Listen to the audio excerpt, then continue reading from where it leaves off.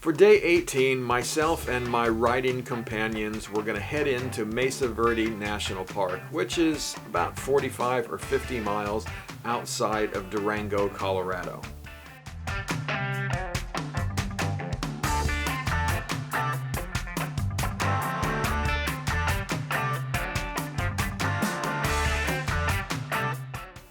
Along with a spectacular ride getting into the park, Mesa Verde is also home to some spectacular cliff dwellings. The Pueblo people lived there for a period of about 700 years, from 600 to 1300 BC.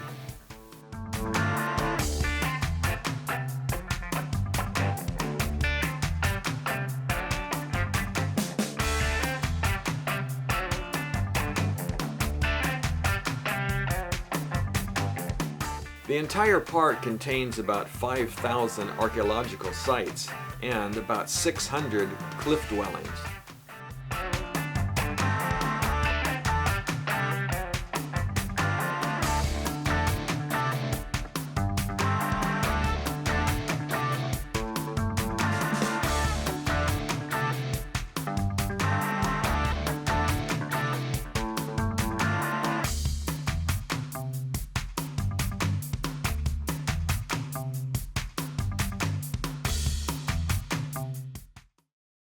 Well, I started out on dirt bikes as a kid and had a Yamaha MX100 when I was about 12 years old, and basically rode that till it wouldn't ride anymore, and kind of got away from it for 25-ish years.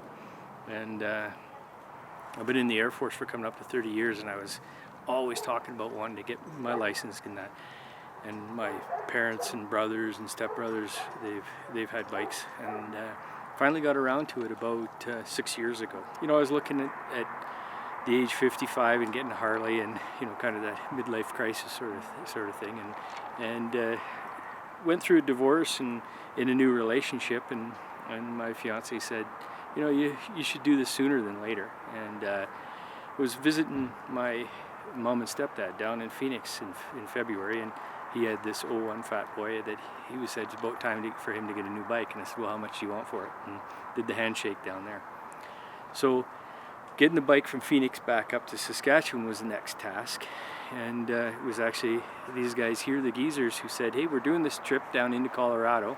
And I did the map recce, and there's 1 day drive to hook up, here in Colorado. So I flew down last Saturday and put the plates on the bike and took off on my first ever road trip today. So today, with this ride that we did up the hill, that was the first time ever to be part of a gaggle of anything of this. What do you think about riding in group? Again, I spent a lot of time in group as Air Force, and interacting with people is something that's always a strength of what we do. But I think what's most profound over these last couple of days, it was that it's just the scenery and really the ride, not the destination. And everything else before this for me has been the destination. I got to get there.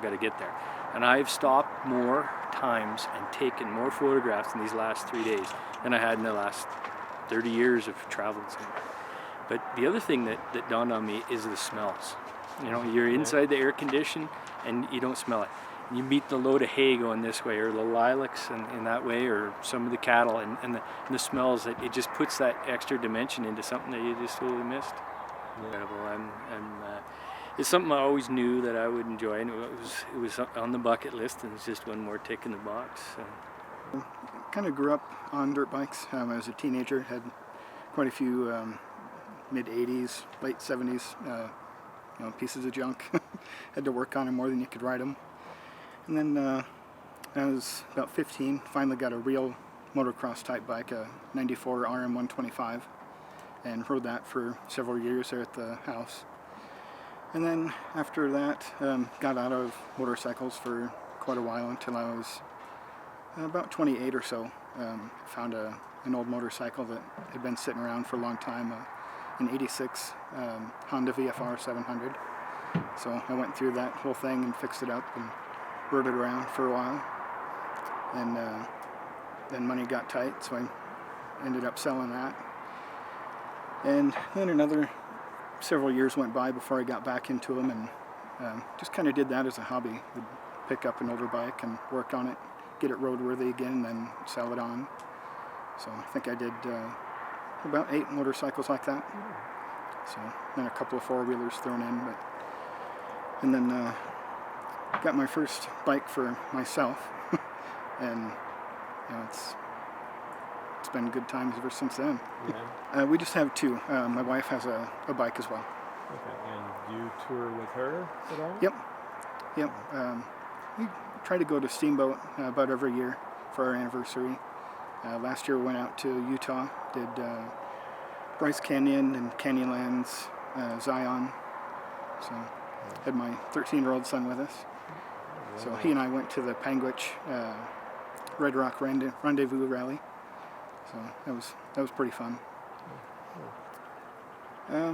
It's just a good form of therapy. I dealt with depression for a long time, and it just really helps to alleviate that. Kind of gets rid of the anxiety. Yeah, everything else you just kind of forget about and just focus on what you're doing in the moment. Yeah. Well, that's awesome.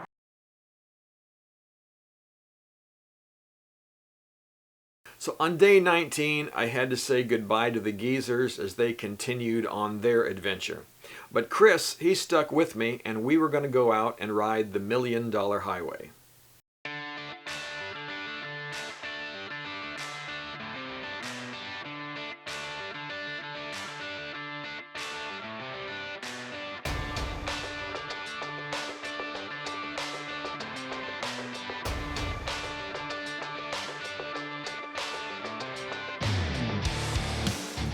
The Million Dollar Highway is actually Colorado Route 550, and then a section of it between Silverton and Ouray, Colorado, is known as the San Juan Skyway.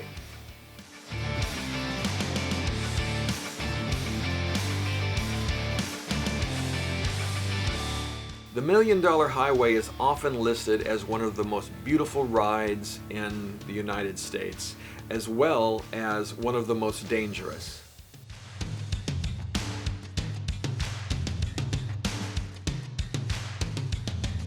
And for sure, the scenery along the Million Dollar Highway is spectacular.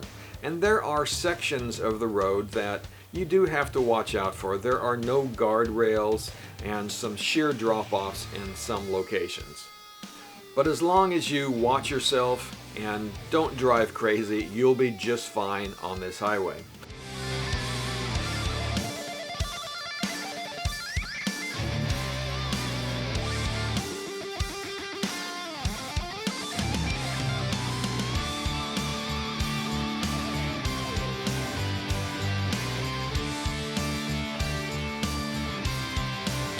The road that would become the Million Dollar Highway was originally finished back in 1833. And then over the course of time, of course, it has had many, many updates.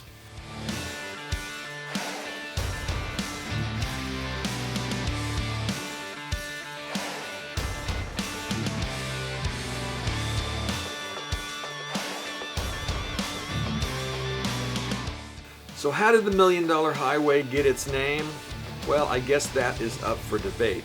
Some people say that the road cost roughly $1 million per mile to build.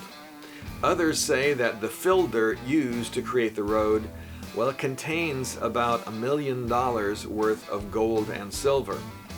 But I think those are just urban legends. From what I can tell, the most reasonable reason that the road is called the Million Dollar Highway stems back to a project of fixing some of the problems on the road back in 1921. And there was a gentleman in the town meeting at the time that looked at the plans and said, man, this is going to cost us about $1 million to do. And I guess the name kind of stuck from there.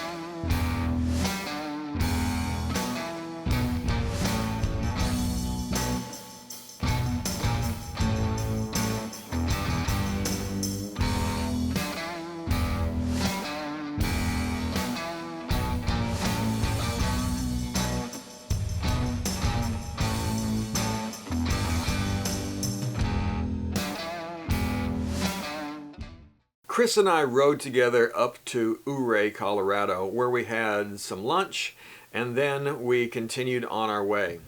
I split off in Ridgeway, heading toward Moab, Utah, and Chris, well, he ran out to catch up with the geezers in Estes Park, and he was going to spend some more time riding with them.